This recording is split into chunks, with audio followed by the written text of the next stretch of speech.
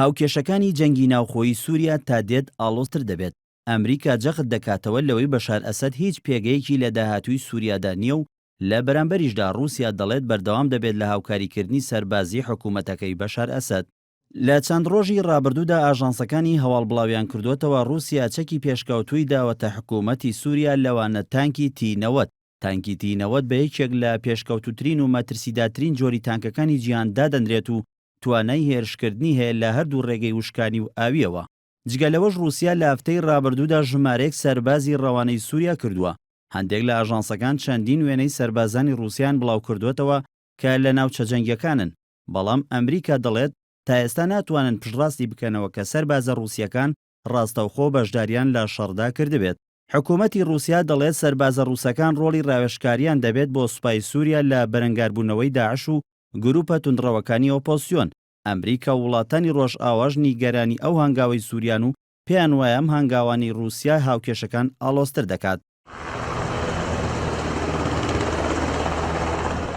جۆن کیری وەزیری دەرەوەی ئەمریکا بە سێرگی لاڤرۆڤ وەزیری دەرەوەی رووسیای ڕاگەیاندووە پشتگیریکردنی رووسیا لە بەشار ئەسەد تەنها دەبێتە هۆی درێژەکێشانی جەنگی ناوخۆی سووریا. هاوکات ئەمریکا پشتڕاستی کردوێتەوە کە رووسیا بەنیازە لە نزیک شاری لازقیە بنکەیەکی سەربازی بکاتەوە. ڕۆژنامەی ئەخباری لوبنانیش لە ئازاری بەرپرسانی حیزبوڵڵاوە ئاشکرای کردووە کە لە ماوەی ڕابردوودا فڕۆکە جەنگیەکانی رووسیا هێرشی ئاسمانیان کردوتە سەر چەکدارانی گروپی جەیشولفەتح لە نزیک شاری ئەدلیب. لە دوای دەستپێکردنی جەنگی ناوخۆی سووریا و رووسیا و ئێران بە توندی لە پشت حکوومەتەکەی بەشار ئەسەدەوە ڕاوەستاون و ئێران هەفتەی ڕابردووش ڕێگەیدا فڕۆکە جەنگیەکانی رووسیا لە ئێرانەوە هێرشی ئاسمانی بکەنە سەرنیارانی بەشارولئەسەد لە سووریا. چاودێرانی سیاسی پشتگیریکردنی رووسیا لە حکوومەتەکەی بەشار ئەسەد بۆ دوو هۆکاری سەرەکی دەگەڕێنەوە. یەکەم، رووسیا بەنیازە ئاڵۆزیەکانی سووریا وەک کارتێکی فشار لە دژی ڕۆژئاوا لە بەرامبەر قەیرانی ئۆکرانیادا بەکاربێنێت. دووەم، چاودێرانی سیاسی پێیان وایە رووسیا لە دوای ڕوخانی یەکێتی سۆڤیەتەوە پێگەی استراتیژی لە ڕۆژهەڵاتی ناوەڕاستدا نەمابوو.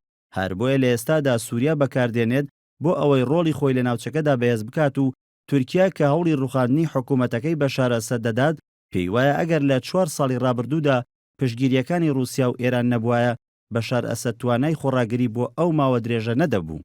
هەر لە ماوەی ڕابردوودا سعودیەش هەوڵی نزیکبوونەوەی داوە لە رووسیا بەشێک لە چاودێران هۆکاری ئەو هەڵوێستەی سعودیە جگە لە ناکۆکیەکانی لەگەڵ ئێران بۆ ئەوە دەگەڕێنەوە کە سعودیە لە ماوەی ڕابردوودا هەستی بە گرنگی پێگەی رووسیا کردووە و پێی وا بووە بێ ڕەزامەندی رووسیا ڕوخاندنی حکوومەتەکەی بەشار ئەسەد کارێکی ئاسان نییە. بە تایبەتیش کە وڵاتانی نەیاری بەشار ئەسەد ڕخنیان لە سیاسەتی ناڕوونی ئەمریکا هەیە لەبارەی کێشەکانی سووریاوە. هەرچیەک بێت ڕەوانەکردنی هێزی سەربازی رووسیا بۆ سووریا پێدەچێت قەیرانی سووریا ئەوەندەی دیکە ئاڵۆزتر بکات و پێشناچێت جەنگی ناوخۆی سووریا کە تا ئێستا نزیکەی 250,000 کوژراوی لێکەوتوتەوە بەم نزیکانە کۆتایی بێت.